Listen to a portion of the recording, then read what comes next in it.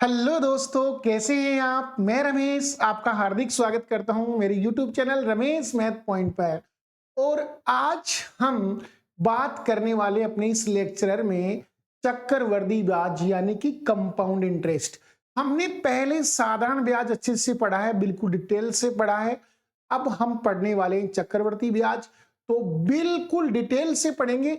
इसलिए अगर आपने हमारे इस चैनल को सब्सक्राइब नहीं किया है तो सबसे पहले तो आप सब्सक्राइब कर लीजिए और उसके बाद में एक बेल आइकन का चिन्ह है, उसे जरूर दबा लीजिए ताकि हमारे हर एक अगले वीडियो का नोटिफिकेशन आपके पास पहले से ही हो।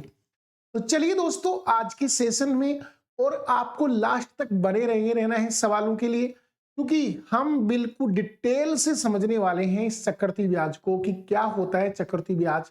तो चलिए दोस्तों, चलते हैं अपने सेशन में। तो आज का हमारा सेशन होने वाला है बिल्कुल बेसिक पर, जीरो लेवल पर हम समझेंगे क्या होता है ब्याज।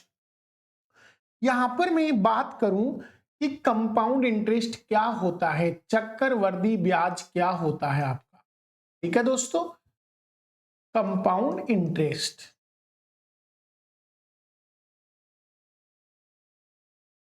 कंपाउंड इंटरेस्ट यानी चक्रवृद्धि ब्याज, चक्रवृद्धि ब्याज,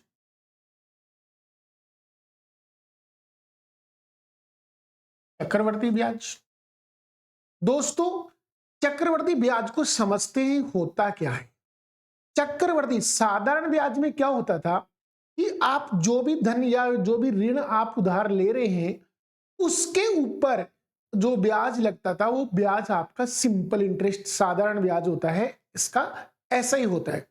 लेकिन यदि प्रत्येक वर्ष मिलने वाले ब्याज को अगर आप प्रिंसिपल यानी कि उसके मूलधन में ऐड करके अगले वर्ष के लिए उससे कंप्लीट मिश्र धन को ही क्या बना दिया जाए, मूलधन बना दिया जाए, तो ऐसे जो ब्याज निकलता है उसको हम बोलते हैं चक्रवृद्धि ब्याज। जैसे मान लो एक आदमी 100 रुपए उधार लेता है और रेट ऑफ इंटरेस्ट है 10%। तो बताइए एक साल बाद में उस पर ब्याज कितना होगा। तो आप कहेंगे सर 10% यानी 10 रुपए ब्याज होगा। 100 का 10% कितना, 10 रुपए ब्याज होगा, अर्थात 110 रुपए मिश्रधन हो जाएगा। अब यदि अगले वर्ष की बात करें तो अगले वर्ष के लिए इसको मूलधन मान लिया जाएगा, 110 को ही क्या मान लिया जाएगा, मूलधन मान लिया जाएगा, यानी इस पर लगेगा वह अगला वाले आपका ब्याज होगा जो। तो बताइए 110 का 10% कितना होगा। तो आप कहेंगे सर 110 का 10% 11 रुपए होगा। तो अगले वर्ष मिश्र धन 121 हो जाएगा। ठीक है, अब और आगे चलना है तो आपको पता है इससे मूलधन मान लिया जाएगा। इसका मतलब आपका मूल राशि पर ब्याज लगता है वो आपका साधारण ब्याज होता है, लेकिन मूल राशि प्लस ब्याज दोनों को जोड़ दिया जाए इस मिश्र धन पर अगले वर्ष ब्याज लगता है। तो ये जो ब्याज निकल के आया है उसमें आपके मूलधन का ब्याज भी है और साधारण ब्याज का भी ब्याज है, अर्थात यहां इस ब्याज को हम कहेंगे चक्रवृद्धि ब्याज, कंपाउंड इंटरेस्ट। यानी अगर कोई आपसे पूछे कि बताओ 100 रुपए का 10% की दर से 2 साल का चक्रवृद्धि ब्याज कितना हुआ, तो आप कहेंगे सर 10 + 11 यानी 21 रुपए ब्याज प्राप्त हुआ है। तो ये 21 रुपए क्या है, चक्रवृद्धि ब्याज है। यानी अगले वर्ष आपको 11 प्राप्त हुआ, वो इस प्रकार से प्राप्त हुआ है 10 रुपए + 1 रुपए। ये 10 रुपए तो आपका इस मूलधन का ब्याज है, लेकिन जो ये 1 रुपया है ना वो इस ब्याज का ब्याज है। 10 का 10% कितना होता है, 1 रुपया होता है, तो इस ब्याज का ब्याज है वो। इसलिए यहां मूलधन का ब्याज प्लस ब्याज का ब्याज ऐड होने से अगर हम साधारण की बात करते हैं ना तो 2 वर्ष में 10 + 10 20 रुपए ब्याज मिलता, लेकिन चक्रवृद्धि ब्याज 21 मिला क्योंकि प्रथम वर्ष का जो ब्याज था उस पर भी ब्याज मिला, इसलिए यह कहलाता है आपका चक्रवृद्धि ब्याज। तो चक्रवृद्धि ब्याज से आपने समझा होगा कि ऐसा ब्याज जिसमें ब्याज पर भी ब्याज लगता है उसे हम जनरली चक्रवृद्धि ब्याज कहते हैं। चलते हैं, अब एक चीज समझते हैं यहां से, मैं इसको और आगे, तो आप एक चीज देखेंगे यहां से कि इसे अगर मैं और 1 वर्ष के लिए इन्वेस्ट कर दूं तो बताओ अगेन 10% ब्याज लगेगा। तो बताओ 10% कितना होगा भाई 121 का? तो आप कहेंगे सर 12.1 होगा, 12.1। तो वो इसमें जोड़ दीजिए 133.1 हो गया। अब आपका मिश्र धन 133.1 हो गया। तो आप यहां से एक चीज समझ पा रहे हैं कि बताओ इस 110 का और इस 100 का जो अनुपात है वो क्या होगा? तो आप कहेंगे सर 110/100, यानी इसका जो अनुपात आया वो आपका आ रहा है 11/10, या हम कह सकते हैं 1.1 गुना। यानी इसका अगर मैं 1.1 गुना कर दूं तो बताइए मेरे पास क्या प्राप्त होगा? 110 प्राप्त हो जाएगा। नेक्स्ट, इन दोनों का मैं अगर अनुपात निकालूं 110 का और 121 का, तो बताइए 121 मिश्र धन और इसके लिए मूलधन 110 है। मैं 11 से काटूंगा 11 बार, 11 से काटूंगा 10 बार, तो बताइए वही 11/10 यानी कि वही 1.1 गुना आ गया आपका, 1.1 गुना आ गया आपका। ठीक है, ऐसे ही इन दोनों का रेशियो लें 133.1 बटा 121 कर दें। बताओ अगर ये दशमलव हटा दूं तो एक नीचे 0 आएगा, और मैं इसको 121 से काटूंगा तो 11 बार कटेगा भाई, क्योंकि ये 11 का क्यूब होता है। तो मैंने 121 से काट लिया 11 बार, और इसको 121 से काटूंगा तो 10 बार, वही 11/10 आ गया। मतलब ये भी आपका 1.1 गुना हुआ। तो बताइए हर साल 1.1 गुना हो रहा है, या हम कहें कि इसका हर साल जो रेशियो आ रहा है वो 11/10 आ रहा है, हर साल 11/10 आ रहा है रेशियो। तो आप यहां से एक चीज समझ पाए कि आपका जो चक्रवृद्धि जो ब्याज होता है उससे जो मिश्र धन प्राप्त होता है उसका रेशियो समान होता है। उसका रेशियो क्या होता है? समान। और यदि पदों का रेशियो समान है ना, तो वह आपका कौन सा श्रेणी कहलाता है? गुणोत्तर श्रेणी कहलाता है। क्या कहलाता है भाई? गुणोत्तर श्रेणी। तो ये आपकी गुणोत्तर श्रेणी भी है, यानी आप ये कह सकते हैं कि इससे ये वाली मल्टीपल हुई है 1.1, इससे 1.1 गुणा ये है, इससे 1.1 गुणा ये वाली है। इसका मतलब एक सिमिलर नंबर से मल्टीपल हो रहा है सीरीज में, तो ये एक गुणोत्तर श्रेणी कहलाती है। क्या कहलाती है? गुणोत्तर श्रेणी। तो हमेशा ध्यान रखना चक्रवृद्धि ब्याज गुणोत्तर श्रेणी में होता है, जबकि साधारण ब्याज समांतर श्रेणी में होता है। साधारण ब्याज क्या होता है? समांतर। क्यों? क्योंकि उसमें पदों के बीच का डिफरेंस सेम होता है। साधारण ब्याज में हर साल का ब्याज सेम होता है, और जब अंतराल सेम होता है तो वो समांतर श्रेणी कहलाती है, और अनुपात सेम होता है तो वो गुणोत्तर श्रेणी कहलाती है। तो ये गुणोत्तर श्रेणी में आ रहा है आपका। तो आप यहां से ये भी कह सकते थे कि जैसे ही आपको 100 से 3 साल बाद में मिश्र धन पूछे ना, तो आप सीधा 1.1 से 3 बार मल्टीपल यानी इसका क्यूब कर देना। बस 1.1 से क्या करना है? क्यूब करना है, तो सवाल के उत्तर डायरेक्ट हमारे पास आ जाएंगे। इतना गुणा कर देंगे ना 100 का, तो सवाल का उत्तर आ जाएगा हमारे पास। तो ऐसे सवाल भी हम इसमें आगे जाके करने वाले हैं। अब हम समझते हैं कि चक्रवृद्धि ब्याज का फॉर्मूला क्या होता है। तो फॉर्मूला हो जाता है इसका प्रिंसिपल 1 प्लस दर बटे 100। अभी जो हमने लिखा था ना वो 101 या 111/100 लिखा था, 10/100 पावर टी, और वापिस माइनस पी करेंगे तो हमारे पास क्या आ जाएगा? ब्याज आ जाएगा। हमारे पास क्या आ जाएगा भाई? ब्याज आ जाएगा। और अगर मिश्र धन चाहिए ना, तो मिश्र धन बराबर क्या होता है? केवल इतना ही फॉर्मूला काम में लेना है। ये मिश्र धन का फॉर्मूला है। मिश्र धन में से वापिस मूलधन घटा देंगे ना, तो ब्याज आ जाता है दोस्तों, ब्याज। तो यहां अगर मिश्र धन पूछे तो केवल इतना ही बताना है। ये मिश्र धन का फॉर्मूला है कि मिश्र धन बराबर होता है मूलधन गुण गुणा 1 प्लस दर बटे 100 की पावर क्या होता है? समय होता है। ये मिश्र धन का फॉर्मूला होता है। अब आपको यहां और ध्यान रखने वाली चीजें क्या है? एक चीज ये होता है कि यदि ब्याज की गणना आपसे अर्धवार्षिक करवा रहा है, ब्याज की गणना क्या करवा रहा है? अर्धवार्षिक गणना करवाता है ब्याज की, तो बताइए अर्धवार्षिक होने पर दर को तो हम कर देंगे आधा। दर को तो हम क्या कर देंगे? आधा कर देंगे। और टाइम है ना, उस टाइम को हम क्या कर देंगे? 2 गुना कर देंगे। टाइम को 2 गुना कर दिया जाएगा। यानी अर्धवार्षिक गणना करेंगे उस समय दर को हम आधा कर देंगे, क्योंकि आपको पता है हर 6 महीने से और आपको रेट ऑफ इंटरेस्ट वार्षिक दी हुई होती है, तो हमें उसको 6 महीने पर गणना करनी है, तो उसको आधा करना पड़ेगा। तो रेट ऑफ इंटरेस्ट आधा होगी तो समय आपका स्वतः ही डबल हो जाएगा।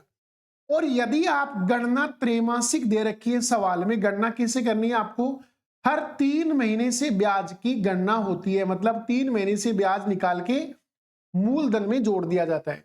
तो 3 महीने से सवाल में गणना हो रही है, तो बताइए एक साल में त्रैमासिक कितने होंगे, 4, अर्थात इसकी दर तो हो जाएगी 1/4, क्योंकि हर 3 महीने से गणना होगी तो एक साल में 4 बार गणना होगी, अर्थात आपकी दर तो हो जाएगी R/4। और समय है ना वो इसका 4 गुना हो जाएगा, यानी 4t हो जाएगा। समय क्या हो जाएगा भाई, 4 गुना कर दिया जाएगा इसका। तो यहां से ये दो चीज और ध्यान रखने वाली है कि अर्धवार्षिक गणना होने पर दर आधी, समय 2 गुना, और यदि आपका त्रैमासिक है तो दर को 1/4 और समय को 4 गुना कर दिया जाएगा।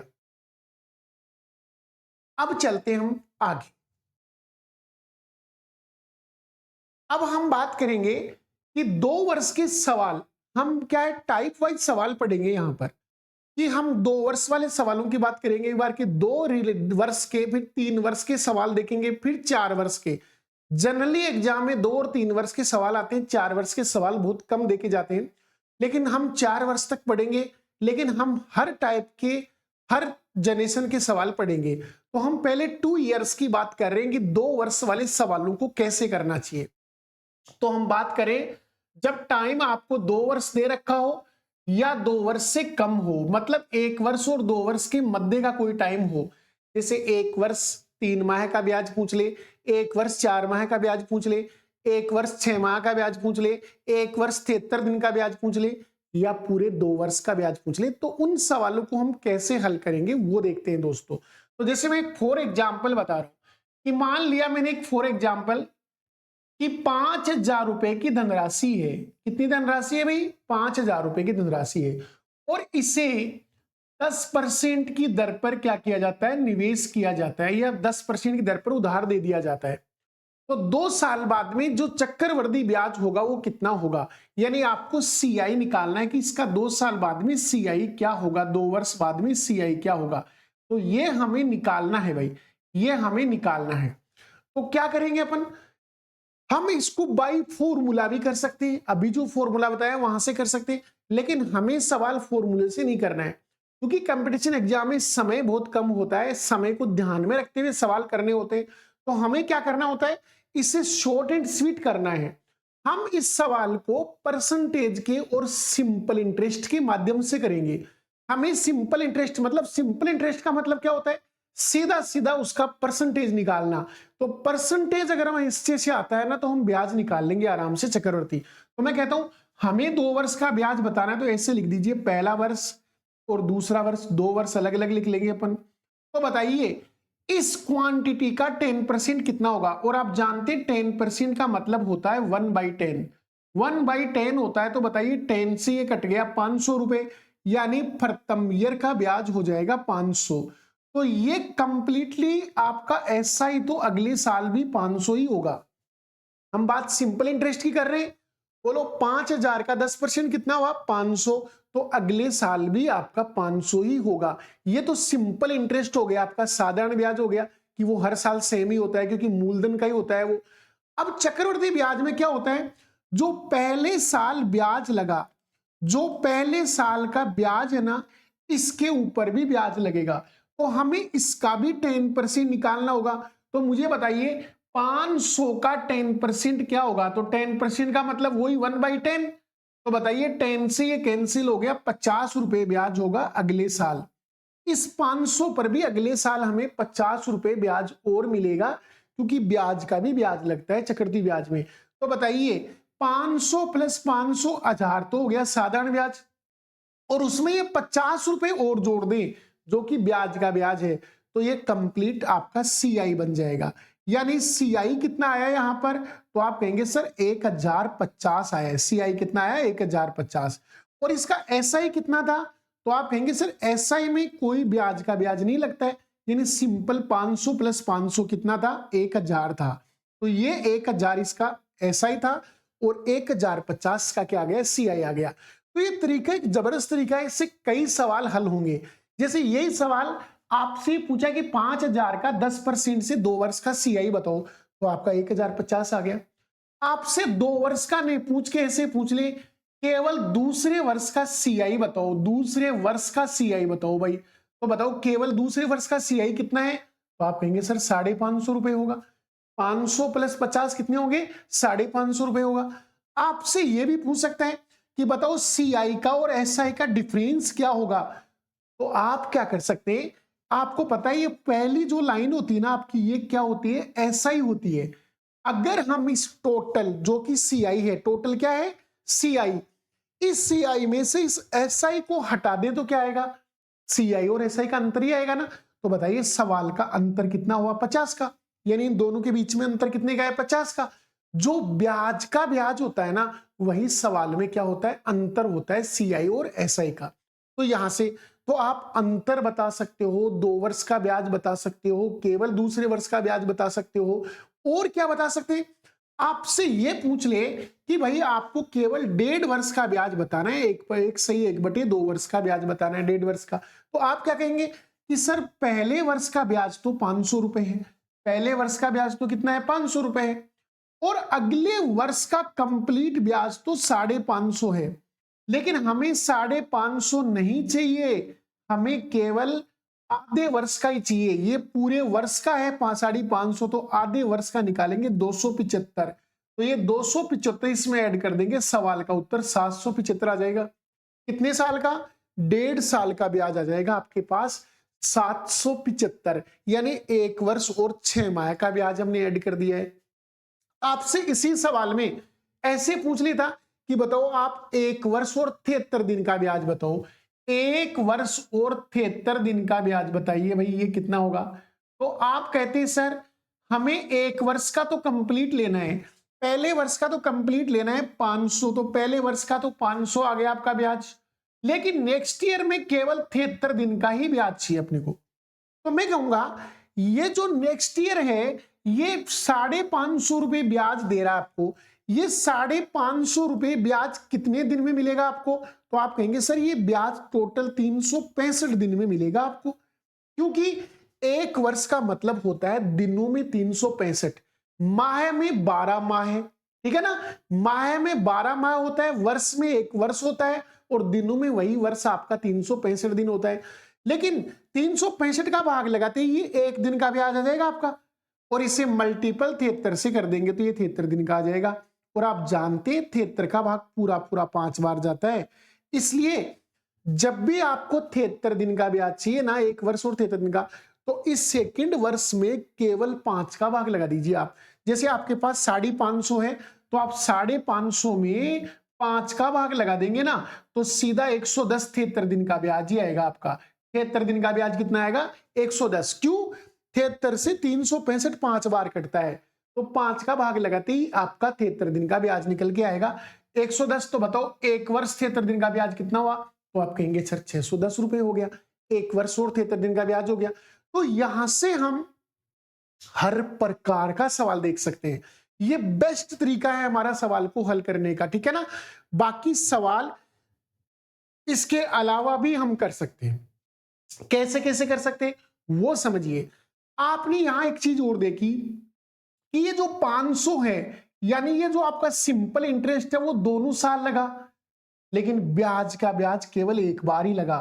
तो आप ये कह सकते हैं कि सर अगर हमें 2 वर्ष का CI निकालना होना, तो हम सीधा सीधा रेशियो बता सकते हैं 2:1, कि उस पर SI तो 2 बार आएगा, लेकिन उसका ब्याज का ब्याज 1 बार ही आएगा, तो इसको 2:1 में रख के भी बता सकते हैं। तो अब सवाल वही कर लेंगे अपन, बोलो 5000 का 10% कितना होता है, तो आप कहेंगे सर 500, तो 500 को 2 के नीचे रख दो, और 500 का 10% कितना होता है, तो 50, वो 50 यहां रख दो। तो बताइए ये तो आपका हो गया 1000 और ये हो गया आपका 50, तो बताइए 1050 सवाल का उत्तर हो जाएगा। लेकिन ये जो ट्रिक है ना वो केवल 2 वर्ष का ब्याज के लिए लागू होगी, 1.5 वर्ष का पूछ लेगा तो फिर वो नहीं लागू होगी। अगर 1 वर्ष 3 माह का पूछ लेगा लागू नहीं होगी वो, 1 वर्ष 70 दिन का पूछ लेगा लागू नहीं होगी वो केवल एग्जैक्ट 2 वर्ष के लिए लगती है, क्योंकि हमने पूरे 2 वर्ष के लिए अनुपात बनाया है 2:1, ठीक है ना। तो 1.5 वर्ष के लिए नहीं लगेगा। तो ये सबसे बेस्ट तरीका हमारा ये वाला है कि हम इसको अलग अलग तोड़ के करें तो हमारा सवाल आसानी से होगा। बाकी एक तरीका और भी ऐसे कर सकते हो आप कि 10% का मतलब क्या होता है, तो आप कहेंगे सर 1/10 होता है। तो आप ये भी कह सकते हैं कि सर 10 रुपए की राशि है ना, 1 साल बाद में 11 रुपए का मिश्र धन देगी आपको, 11 रुपए का मिश्र धन देगी, यानी धन और मिश्र धन का रेशियो 10:11 होगा। तो बताइए अगले साल भी दर 10% ही है, तो अगले साल भी 10 से 11 ही होगा, तो मैं इसका वर्ग ही कर दूं आपका, तो ये आपका हो जाएगा 10 का वर्ग होगा 100 और 11 का वर्ग होगा 121। मतलब 2 साल बाद में 10% की दर से अगर धन और उसका अनुपात देखे मिश्र धन का, तो वो 100:121 आता है। तो आप बताइए धन कितना था 5000, तो आप 100 के बराबर मान लीजिए 5000। तो बताइए 1 यूनिट किसके बराबर होगी 50 के, तो बताओ ब्याज के रूप में तो 21 ही मिला ना, तो 21 को 50 से गुणा कर दो, सवाल का उत्तर 1050 यहां से भी आ जाएगा। लेकिन ये भी वही बात आ गई आपकी कि ये भी 2 साल का बताएगा। अगर आपको 1.5 साल का निकालना है तो पहले साल 10 रहेगी, लेकिन अगले साल दर 5% ही करनी पड़ेगी आपको। अगर आपको 6 महीने का ही चाहिए तो दर को आधा करना पड़ेगा, अगर आपको 3 महीने का ही चाहिए तो दर को 1/4 ही करना पड़ेगा। जो भी हमने बताया ना कि अर्धवार्षिक त्रैमासिक कैसे गणना करवा रहे हो, उसके अकॉर्डिंग दर में भाग लग जाएगा और फिर उसका मल्टीपल हो कैसा होगा। तो मैं कहता हूं सबसे बेस्ट तरीका ये होता है, इससे हम सवालों को हल करेंगे, बहुत बेहतरीन तरीका है। तो चलते हैं दोस्तों सवालों पर। एक सवाल देखिए, 10,000 रुपए का आपको 10% की सहायता से, यानी 10% रेट ऑफ इंटरेस्ट से 2 साल का ब्याज बताना है। 2 साल का क्या बताना है भाई, ब्याज बताना है। तो मैं कहूंगा जी यहाँ प्रिंसिपल कितना है, तो आप कहेंगे सर प्रिंसिपल है 10,000, यानी 10,000 रुपए की राशि है और उस पर रेट ऑफ इंटरेस्ट है ना वो 10% है, और मैं 10% को 1/10 पढ़ता हूं। 10% का फ्रैक्शन क्या होता है भाई, अगर आप 10% पढ़ते हैं तो 10% पढ़ो, और अगर आप परसेंट नहीं पढ़ना चाहते तो 1/10 पढ़ो इसको, ठीक है, एक ही बात है। तो बताइए पहले वर्ष का और अगले वर्ष का ब्याज क्या होगा, दोनों वर्षों का ब्याज बता सकते हैं आप। तो बताइए इसमें 10 का भाग देंगे कितना आएगा, 1000 आएगा, तो अगले साल भी आपका 1000 ही आएगा। अब निकालेंगे ब्याज का ब्याज, तो इसमें 10 का भाग देंगे, 10 का भाग देंगे 100 रुपए आएगा, 100 को 1 से गुणा किया तो 100 ही आएगा। देखो इसका भाग देने के बाद में इस 1 से मल्टीपल करना होता है, क्यों, एक्चुअली में हम यहां से 1/10 ही तो करते हैं, तो 10 से काट के 1 से मल्टीपल करना होता है, लेकिन 1 से मल्टीपल करने पर कोई प्रभाव पड़ता नहीं है। तो आप ऐसे लिख सकते हो, सवाल का उत्तर आ गया 1000 + 1000, 2000 + 100 कितना हो गया 2100, यानी सवाल के राइट आंसर होंगे बी ऑप्शन, 2100 होगा 2 साल का चक्रवर्ती ब्याज। 2 साल का चक्रवर्ती ब्याज कितना होगा भाई, 2100 होगा। ये सवाल देखिए, यहां मूलधन कितना बताया बेटा, तो आप कहेंगे सर 12,400, 12,400, और ब्याज की दर कितनी है, तो आप कहेंगे सर आर आपको दे रखी है 20%, और 20% का मतलब होता है 1/5। 20% का मतलब क्या होता है, 1/5 होता है। तो बताइए 2 वर्ष का ब्याज निकालना है, तो पहला वर्ष और दूसरा वर्ष ऐसे लिख सकते हैं आप, या आप 2:1 भी लिख सकते हैं, एक ही बात है, 2 वर्ष का पूछ रहे तो बताइए 5 से इसको डिवाइड करेंगे, तो मैं कहता हूं 5 से डिवाइड कर दो, 5 दूनी 10, 2 बार गया, 2 को 124 से गुणा करेंगे तो 248 और 1 0, यानी 2480 रुपए भी आ जाएगा। तो अगले साल भी 2480 रुपए भी आ जाएगा आपका, ठीक है।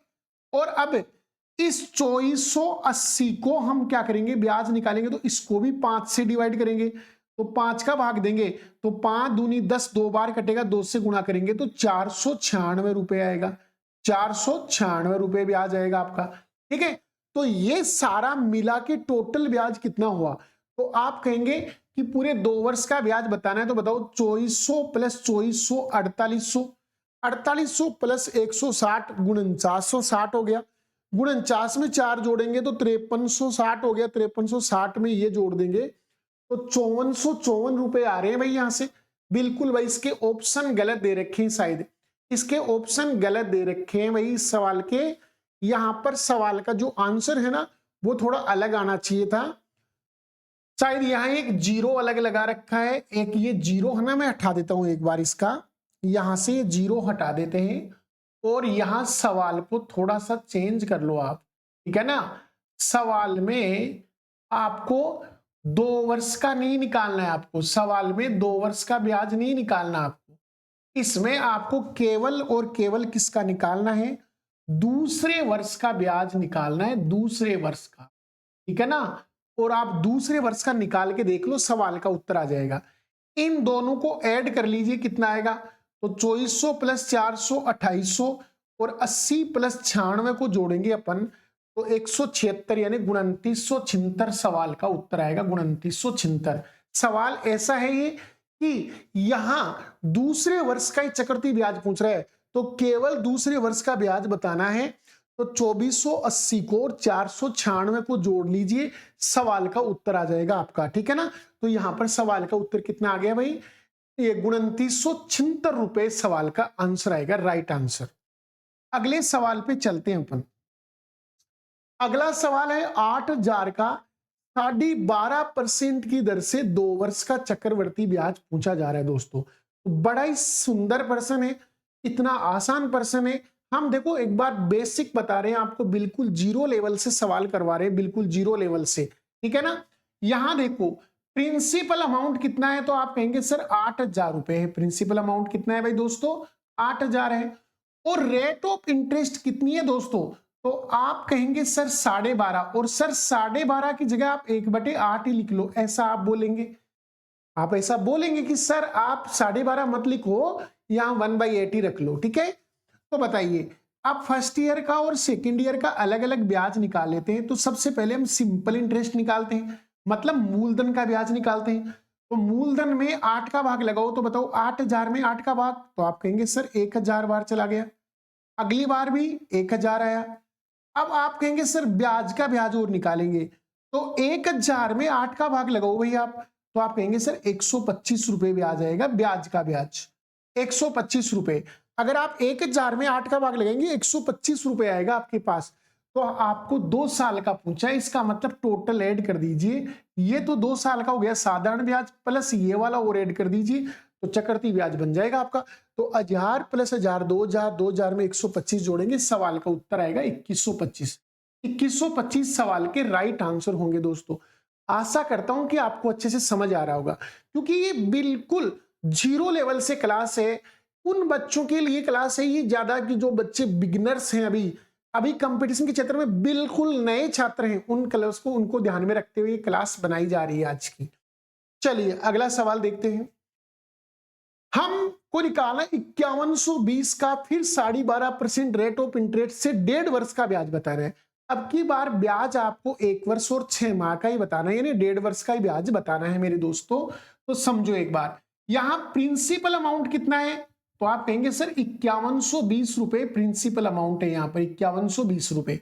और रेट ऑफ इंटरेस्ट क्या लिखूं, तो आप कहेंगे सर 12.5 की जगह आप सीधा 1/8 रख लीजिए, 1/8 रख लीजिए। और सर आप ब्याज बताइए पूरे 2 वर्ष का, उसके बाद में हम 1.5 वर्ष का निकाल लेंगे इसका। तो बताइए, हम पहले ऐसा ही निकालते हैं, यानी ब्याज मूलधन का, तो लगाओ मूलधन में 8 का भाग, बोलो 8 का भाग 512 में 64 बार जाएगा, क्योंकि आप जानते 512 8 का क्यूब होता है, इसलिए 8 का भाग देंगे, एक 8 कट जाएगा, 8 का स्क्वायर बचेगा यानी 64 बचेगा, और एक जीरो है यानी 640। तो 640 पहले साल और 640 आपको अगले साल ब्याज के रूप में मिल जाएगा।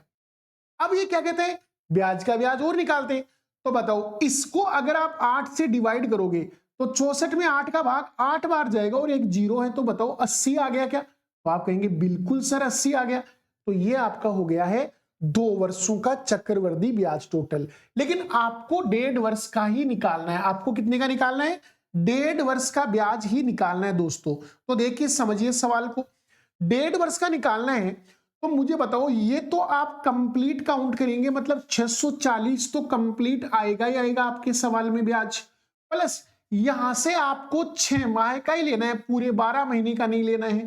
तो इनको जोड़ लो, बताओ ये कितना हुआ, 720।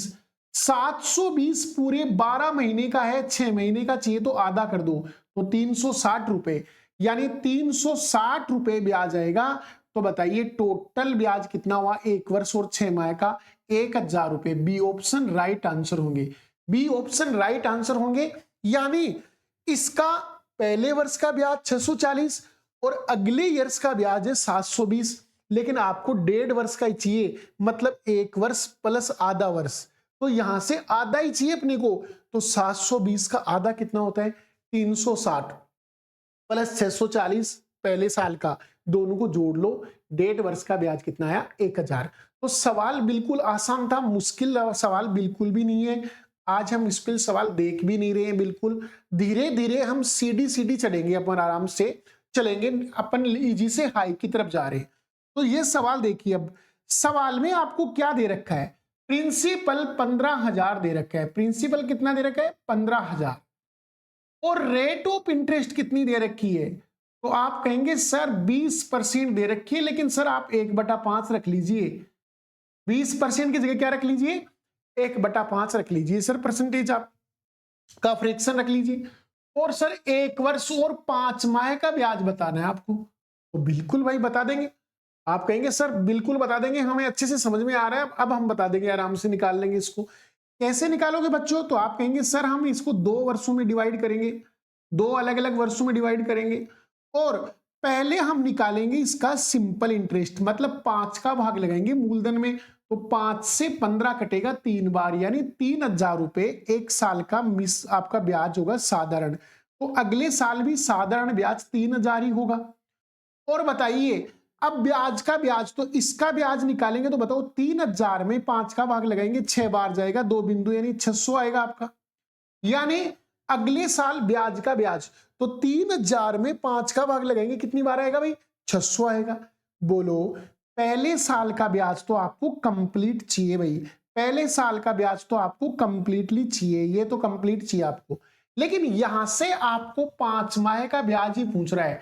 यहां से बताओ ये कितने माह का ब्याज है टोटल? तो आप कहेंगे सर ये 3600 रुपए ब्याज है ना। ये 3600 रुपए ब्याज पूरे 12 महीने का ब्याज है। कितने महीने का ब्याज है भाई? 12 महीने का ब्याज है। तो क्यों ना इसको 12 से डिवाइड करके 1 महीने का ब्याज निकाल ले अपन। तो आप कहेंगे बिल्कुल सर 1 महीने का ब्याज निकाल सकते हो, और 5 महीने का चाहिए तो 5 से मल्टीपल कर दीजिए इसको। आपको 3600 रुपए ब्याज प्राप्त हुआ है पूरे साल में, यानी 12 महीने में। तो 12 का भाग लगाते 1 महीने का ब्याज, और 1 महीने के ब्याज को 5 से गुणा कर देंगे, 5 महीने का ब्याज आएगा। तो बताइए 12 36 और 3 गुणा 5 15, यानी 1500 रुपए ब्याज होगा अगले 5 माह का। यानी केवल 5 माह का ब्याज निकालना है ना, तो वो आपका 1500 रुपए होगा। तो बताओ 1 वर्ष और 5 माह का ब्याज कितना हुआ? तो आप कहेंगे सर 3,000 और 1500 को जोड़ दीजिए। 3,000 प्लस 1500 कितने हो जाएंगे रे? तो आप कहेंगे सर दोनों का योग 4500 हो जाएगा। ये दोनों मिला के आपके कितने हो जाएंगे? 4500। सवाल का उत्तर डी, डी ऑप्शन। सवाल का उत्तर क्या आएगा भाई? डी ऑप्शन सवाल के बिल्कुल सही उत्तर होंगे, एग्जैक्ट उत्तर होंगे इसके दोस्तों। तो बिल्कुल आसान है, ज्यादा मुश्किल सवाल है नहीं, बहुत आसानी से कर सकते हैं। और एग्जाम में अक्सर सवाल आते भी इससे संबंधित है थोड़े से, वहां बस फर्क होता है थोड़ा, रेट ऑफ इंटरेस्ट चेंज होती रहती है बस, और कोई फर्क ज्यादा पड़ता नहीं है सवाल में। यहां समझिएगा 16.66% की बात हो रही है, 16.66%। इसको आप ऐसे भी लिख सकते हैं 16 सही 2/3%, एक ही बात है। 16.66% बोल दो, चाहे 16 सही 2/3% बोल दो, दोनों का लगभग एक ही मीन होता है आपका, ठीक है ना। तो अब हम सवाल को हल करते हैं दोस्तों। यहां प्रिंसिपल कितना दे रखा है सवाल में? तो आप कहेंगे सर सवाल में प्रिंसिपल 18,000 है, और इस रेट कितनी दे रखी है? तो सर आप बोलिए कि सर इसको भी हम फ्रैक्शन में रख लेंगे, और फ्रैक्शन में 16 सही 2/3 की वैल्यू 1/6 होती है। अगर हम इसको हल करते हैं तो इसकी वैल्यू क्या आती है भाई? 1/6 आती है। हल कैसे करते हैं? जो नए बच्चे हैं जिन्होंने परसेंटेज नहीं पढ़ा, उनको पता होना चाहिए ये कैसे आया। तो आप ऐसे हल करो, 16 3 48 और 2 50, ये आपका 50/3 हो गया। और आगे है परसेंटेज। जैसे आप परसेंटेज हटाएंगे तो नीचे 100 आएगा भाई, ठीक है। तो बताओ 50 एकम 50, 50 इंटू 200 तो 3 दूनी 6, तो नीचे 6 आएगा ऊपर 1 आएगा। तो ऐसे ही 1/6 बनता है। लेकिन जिन्होंने परसेंट पढ़ लिया है उन बच्चों को ये चीज समझा दी गई है, अब उन्हें ये बात डायरेक्ट याद है कि जब भी 16 सही 2/3% आएगा वहां 1/6 होगा। अब निकालते हैं हम इनका ब्याज निकालते हैं, तो अलग अलग वर्ष कर लेते हैं, पहले वर्ष का और अगले वर्ष का, और हम निकालेंगे 1 वर्ष और 73 दिन का ब्याज। ठीक है दोस्तों, तो चलिए दवा सवाल को हल करते हैं। बोलो, इसको 6 से डिवाइड करेंगे, 36 18 मतलब 3000 रुपए ब्याज आएगा पहले साल का। तो बताइए ऐसा ही तो अगले साल भी 3000 ही होगा, ऐसा ही तो अगले साल भी 3000 होगा। अब निकालेंगे ब्याज का ब्याज, तो 3000 में लगाओ 6 का भाग, तो बताओ कितनी बार गया, 5 बार, यानी 500 रुपए ब्याज आ गया। ठीक है दोस्तों, तो अब आप कहेंगे सर हमें ब्याज है ना वो केवल 1 वर्ष और 73 दिन का चाहिए। इसका मतलब 1 वर्ष और 73 दिन का मतलब 1 वर्ष ये तो कंप्लीट चाहिए आपको, लेकिन यहां से केवल आपको 73 दिन का। तो बताइए दोनों का योग कितना हुआ, 3500 रुपए ब्याज है। ये 3500 रुपए है पूरे 12 महीने का, लेकिन आपको तो 73 दिन का ब्याज ही चाहिए। तो बताओ, अभी हमने एक सवाल में देखा था कि जैसे हम 12 महीने में 5 का भाग लगाते हैं 73 निकल के आता है आपका। क्यों, एक वर्ष में 365 दिन होते, अगर 365 दिन में हम 5 का भाग लगाएंगे तो 73 दिन का ब्याज आ जाएगा। इसका मतलब 5 का भाग लगाते ही 700 रुपए ब्याज आए। ये 700 रुपए ब्याज कितने दिन का है भाई, 73 दिन का ब्याज आपका। ठीक है ना, तो बताओ सवाल के उत्तर क्या होंगे। तो आप कहेंगे सर पहले वर्ष का 3000 और 73 दिन का 700, तो सवाल का उत्तर आएगा 3000 प्लस 700 3700, यानी डी ऑप्शन सवाल का राइट आंसर होगा। डी ऑप्शन सवाल का राइट उत्तर होगा। इस सवाल के उत्तर होंगे 3700 दोस्तों। चलते हैं अगले सवाल में। अगला सवाल हमारा क्या है, अगला सवाल है 25,600 रुपए का कोई धन है, उसे 6 से 1/4% की दर से और 1 वर्ष और 3 माह का ब्याज अपने से पूछा जा रहा है। तो देखिए दोस्तों कैसे हल करना है इन सवालों को, कि अगर आपसे 1 वर्ष और 3 माह का पूछा गया है तो इनको कैसे करना है। बोलो प्रिंसिपल अमाउंट कितना है, तो आप कहेंगे सर प्रिंसिपल अमाउंट है 25,600। रेट ऑफ इंटरेस्ट कितनी है, तो आप कहेंगे सर 6 सही 1/4%। तो सर इसको आप 1/16 ही लिख लीजिए, क्योंकि इसका फ्रैक्शन वैल्यू 1/6 होता है। 6.25% बोलो चाहे 6 सही 1/4 बोलो, उसका फ्रैक्शन निकालेंगे ना, परसेंटेज हटाएंगे तो वो 1/16 के बराबर होगा, 1/16 के बराबर होगा।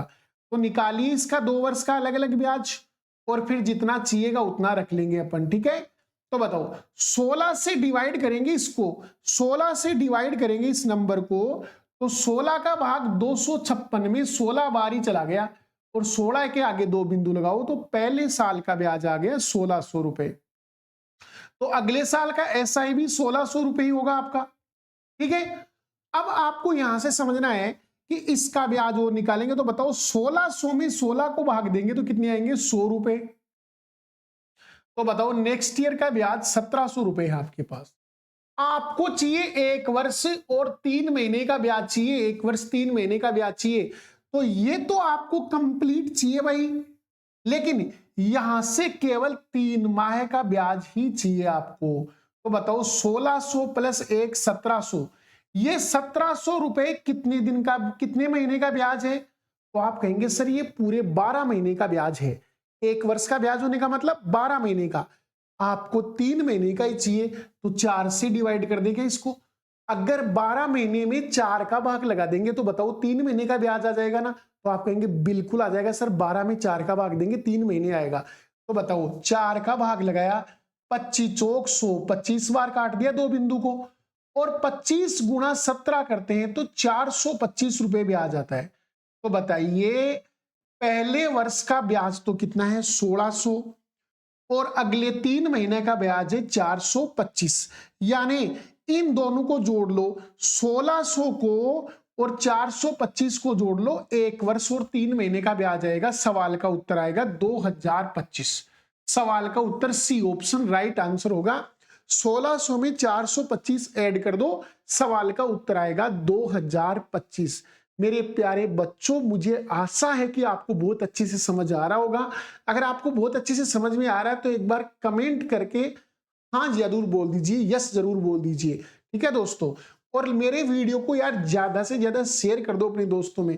आपके सोशल मीडिया के जितने भी आप ऐप चलाते हो ना यार, सब पर शेयर कर दो इसको। चलते हैं दोस्तों अगले सवाल में।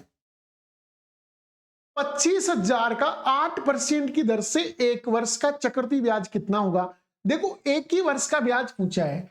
अगर हमें एक ही वर्ष का ब्याज पूछा है तो उतना ही होता है जितना ऐसा ही होता है, लेकिन इसने कंडीशन बता दी जबकि अर्धवार्षिक गणना हो। तो अब आपका भाई सेम नहीं आएगा सीआई के, क्योंकि एक वर्ष में गणना 2 बार होगी, क्योंकि हर 6 महीने से गणना होगी। अर्धवार्षिक का मतलब 6 महीने से ब्याज कैलकुलेट करके और मूलधन में ऐड करके अगले 6 महीने मिश्र धन पर ब्याज लगेगा। ठीक है, तो यहां पर आपको पता है कि इसका प्रिंसिपल अमाउंट कितना है, तो आप कहेंगे सर प्रिंसिपल है इस सवाल का 25,000। ये तो धन था जो उधार लिया गया है।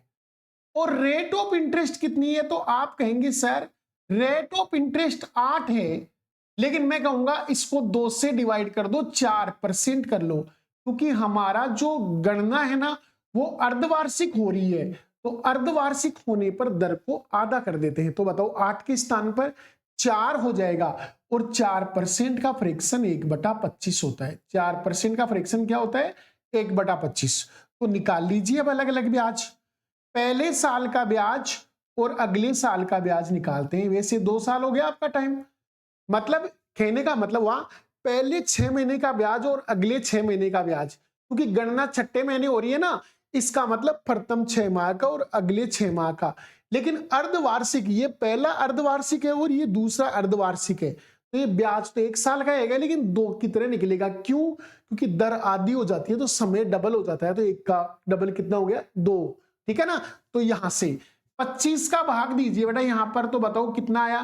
तो आप कहेंगे सर पहले 6 महीने का ब्याज आएगा 1000 रुपए, और अगले 6 महीने भी आपका ऐसा ही तो 1000 ही आएगा, लेकिन इस ब्याज का भी ब्याज लगेगा, तो 1000 में 25 का भाग लगाओ, 25 चौक 100, एक बिंदु यानी 40 रुपए ब्याज अलग से आएगा।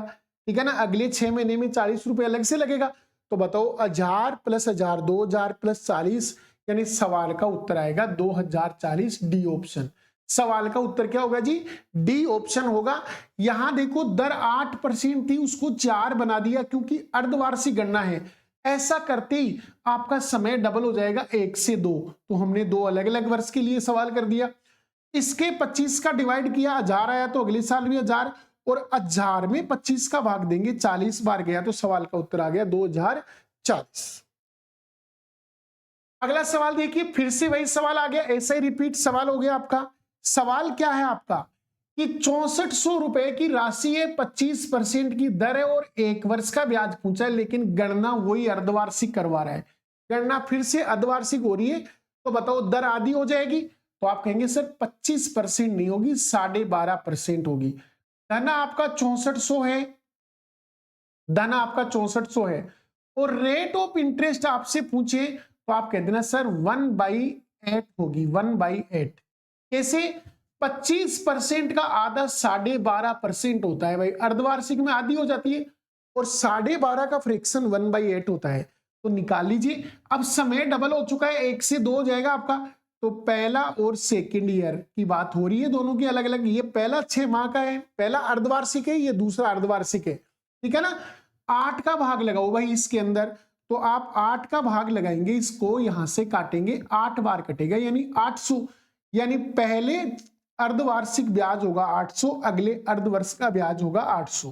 ठीक है, अब इस 800 में भी 8 का भाग लगाइए, तो बताओ 800 में 8 का भाग देंगे 100 रुपए, तो बताइए ब्याज हो गया 800 प्लस 800 1600 प्लस 1 1700।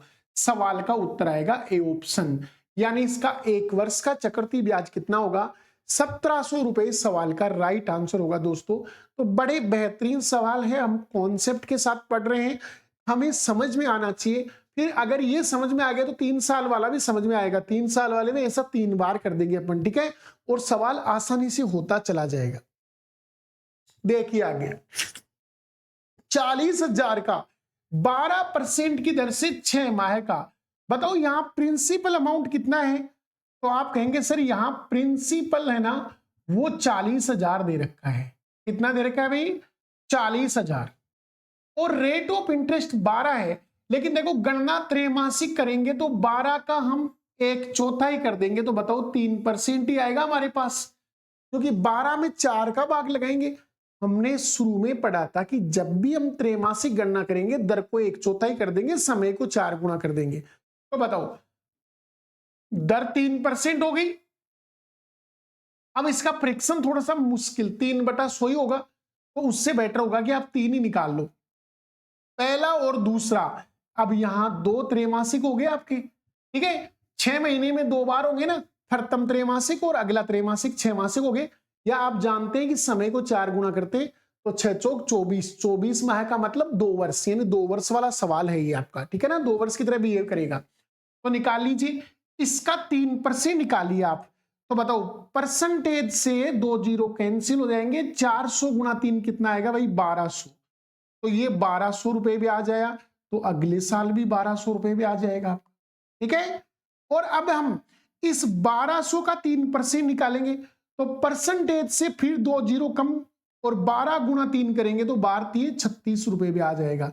तो बताइए 1200 प्लस 1200 2400 प्लस 36, सवाल का उत्तर आएगा 2436। यानी 6 महीने का ब्याज है, ये प्रथम 3 महीने का ब्याज है और ये अगले 3 महीने का ब्याज है। ये त्रैमासिक है, ये अगला त्रैमासिक है, यानी 6 मास में आपको टोटल ब्याज कितना मिलेगा? 2436 रुपए सवाल का उत्तर आएगा। अब अगला सवाल चलते हैं, थोड़ा चेंज करते हैं, हम भी केवल दूसरे वर्ष का ही ब्याज पूछ ले, केवल दूसरे वर्ष का, कोई दिक्कत नहीं है। आपके पास प्रिंसिपल होना चाहिए, जैसे मान लो आपको प्रिंसिपल दे रखा है 28,000 रुपए दे रखा है, सॉरी कितना दे रखा है? 28,000। और रेट ऑफ इंटरेस्ट कितनी है? तो आप कहेंगे सर 25%, और 25% का मतलब आप जानते हैं 1/4 होता है, 1/4 होता है। 25% का फ्रैक्शन क्या होता है? 1/4। तो बताइए आपको निकालना है केवल दूसरे वर्ष का ब्याज, तो आप दोनों वर्ष का निकालिए ना, फिर अपने आप ही दूसरे वर्ष का बता देंगे। लगाओ 4 का भाग लगा दीजिए भाई, यहां पर 4 का भाग लगाएंगे 28 में कितनी बार कटेगा भाई? 7 बार कटेगा। 4 का भाग इसमें देंगे कितनी बार कटेगा? 7 बार। शायद ये मार्कर थोड़ा सा अलग है, दिखेगा नहीं। 4 का भाग देंगे 28 में तो कितनी बार कटेगा भाई? 7 बार। तो ये 7,000 आ गया, तो आपका पहला ब्याज आ गया 7,000। तो अगले साल भी 7,000 ही आएगा। अब ब्याज का ब्याज इसमें लगाओ आप 4 का भाग, तो 4 का भाग आपको पता है हम 1,000 में या 100 में लगा दो, 100 में लगाएंगे 25 आएगा, 25 अंते 175, यानी 1750, 1750 रुपए ब्याज आएगा। ऐसे निकाल सकते हो आप। 7,000 को अगेन 4 से डिवाइड कर दो तो ब्याज का ब्याज आएगा। 4 का भाग 100 में 25 बार, 25 अंते 175 और एक जीरो है तो 175 के आगे जीरो लगा दिया। तो बताइए केवल दूसरे वर्ष का ब्याज, तो केवल दूसरे वर्ष का ब्याज बताना है, तो 7 + 1 8,750। सवाल के उत्तर बी ऑप्शन। सवाल का ऑप्शन क्या आएगा? बी ऑप्शन करेक्ट आंसर आएगा दोस्तों, सवाल के उत्तर होंगे बी ऑप्शन। तो ऐसे हम सवाल हल कर सकते हैं आसानी से। अगला सवाल देखिए, फिर से दूसरे वर्ष का ही पूछा है, तो यहीं से आपको सवाल हल करना है, फिर से आपको सवाल हल करने इसी तरीके से। क्या होगा? प्रिंसिपल अमाउंट आपको दे रखा है 9,800 रुपए, 9,800 रुपए दे रखा है, और रेट ऑफ इंटरेस्ट है ना वो आपको 14.228 दे रखा है, तो इसकी वैल्यू 1/7 के बराबर होती है। इसका फ्रैक्शन क्या होता है? 1/7। आपने ये देखा होगा 14 सही 2/7%, इसका मान और इसकी वैल्यू दोनों बराबर ही होती है, वो दशमलव में है। ये आपका मिश्र भिन्न में सवाल दे रखा है, तो ऐसे ही करना होता है। तो अब आपको बताना है केवल दूसरे वर्ष का ब्याज, तो निकालिए। देखो पहला वर्ष और दूसरे वर्ष की बात हम करते हैं, तो यहां से देखो अगर 7 से डिवाइड करें 98 को तो 14 बार चला जाएगा, 14 7 98, मतलब 1400 रुपए ब्याज होगा पहले साल का, तो अगले साल का ब्याज भी 1400 होगा आपका, ऐसा ही। तो अब ब्याज का ब्याज, तो 1400 में 7 का भाग लगाओ, कितना आएगा 200, तो 200 रुपए अलग से ब्याज लगेगा। तो बताइए 1400 में 7 का भाग दिया 200 आया। तो आपको केवल दूसरे वर्ष का बताना है, तो बताओ 1400 प्लस 200 कितना हो गया 1600। बी ऑप्शन सवाल के राइट आंसर होंगे, बी ऑप्शन सवाल के राइट आंसर होंगे। तो बड़ा सिंपल सवाल यहां पर अपने से पूछा जा रहा है। अगला सवाल देखते हैं। 20,000 का 2 वर्ष का ब्याज निकालना है, लेकिन ब्याज की दर अलग अलग है। पहले साल 4% है और अगले साल कितनी है 5%। तो देखिए इन सवालों को कैसे करेंगे। तो बताओ प्रिंसिपल अमाउंट कितना दे रखा है, तो आप कहेंगे सर 20,000 दे रखा है। प्रिंसिपल अमाउंट कितना दे रखा है 20,000, और हमें 2 वर्ष का ब्याज निकालना है, तो पहला वर्ष और दूसरा वर्ष इन दोनों का ब्याज निकालेंगे। बोलो पहले वर्ष के लिए रेट ऑफ इंटरेस्ट कितनी है, तो आप कहेंगे पहले वर्ष के लिए रेट ऑफ इंटरेस्ट है 4%, ठीक है, और दूसरे वर्ष के लिए रेट ऑफ इंटरेस्ट है 5%। ठीक है दोस्तों, ये दूसरे वर्ष के लिए आपकी रेट ऑफ इंटरेस्ट है। तो निकाल दीजिए ब्याज इसका कितना आएगा। तो आप कहेंगे सर अगर मैं इसका 4% निकालूं, तो बताओ परसेंटेज से 2 जीरो कैंसिल, 200 का 4 गुना कितना आएगा 800 आएगा। 800 रुपए ब्याज होगा पहले साल, 20,000 का 800 रुपए ब्याज मिलेगा पहले साल। और बताओ यही भी वही बात, परसेंटेज से 2 जीरो कैंसिल, 200 को 5 से गुना करेंगे तो कितना आएगा 1,000। तो ये आपका 1,000 आएगा, ठीक है ना। अगले साल 5% से 20,000 का कितना आएगा, वही आपका 1,000 आएगा। अब आपको इसका ब्याज का ब्याज निकालना है, तो ब्याज का ब्याज अगले वर्ष आएगा। ये पहले साल कंप्लीट हो चुका, आपका पहले साल कंप्लीट होने पर ये 800 रुपए ब्याज मिला। अब अगले साल इस पर ब्याज लगेगा, तो बताओ 800 का कितना परसेंट निकालना है 5% निकालना है। अगर बच्चों 4% निकाल दोगे गलत हो जाएगा, क्योंकि अब ये तो ब्याज आ ही चुका ना पहले साल का। तो अब इसको दूसरे साल के लिए निवेश कर दिया धन में मिला करके, इसका मतलब इसके ऊपर सेकेंड ईयर ब्याज लगेगा। तो सेकेंड ईयर की रेट है 5%। तो बताओ परसेंटेज से 2 जीरो कैंसिल हो जाएंगे, 8 गुना 5 कितना होगा 40 रुपए। तो बताओ अगले साल ब्याज का ब्याज कितना होगा 40 रुपए। अब ये पूछा कि 2 वर्ष का ब्याज बताओ, तो 800 प्लस 1000 1800 प्लस 40, सवाल का उत्तर आएगा 1840। सवाल का उत्तर कितना आएगा भाई 1840 आएगा। शायद इसमें भी ऑप्शन गलत है, केवल दूसरे वर्ष का ब्याज हो सकता है 1040 ऑप्शन में दे रखा है, या आप इस ऑप्शन को थोड़ा सा सुधार लीजिए, इस ऑप्शन को सुधार ही लीजिए आप, यहां पर इसको 1840 कर लीजिए, क्योंकि 2 वर्ष का ब्याज पूछा है तो उसके अकॉर्डिंग ही आएगा आपका, ठीक है ना। इसको 1840 कर लेते हैं अपन, ये 1840, ठीक है, इसको 1840 कर लो। तो ये अब सवाल का राइट आंसर हो जाएगा कि 1840 सवाल के right option C option right answer हो जाएंगे इसके, ठीक है। 800 प्लस 1000 1800 प्लस 40 करेंगे तो 1840 सवाल का उत्तर आ जाएगा, ठीक है। तो यहां से अब आगे चलते हैं अपन, ठीक है।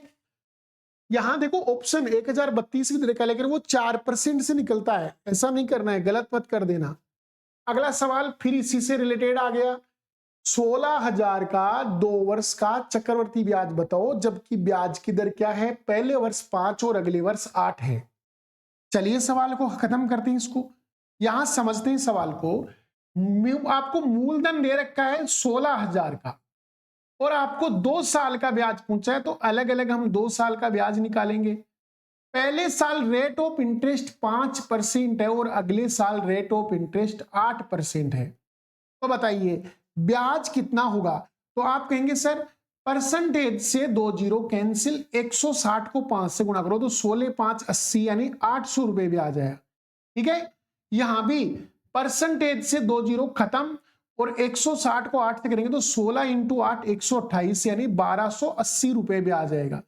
16 इंटू 8 कितना होता है 128 होता है, और एक जीरो है तो 1280 रुपए ब्याज आएगा।